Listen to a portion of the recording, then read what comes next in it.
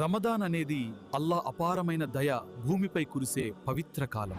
దైవ ప్రవక్త సల్లల్లాహు అలైహి వసల్లం ఇలా తెలియచేశారు, రమదాన్ మాసపు తొలి రాత్రిలోనే శైతానులు, తలబెరుసు జిన్నులు బంధించబడతారు.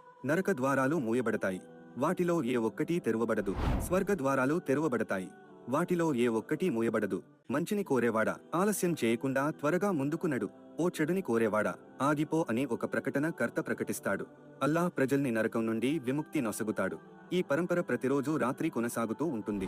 తిర్మిది 682.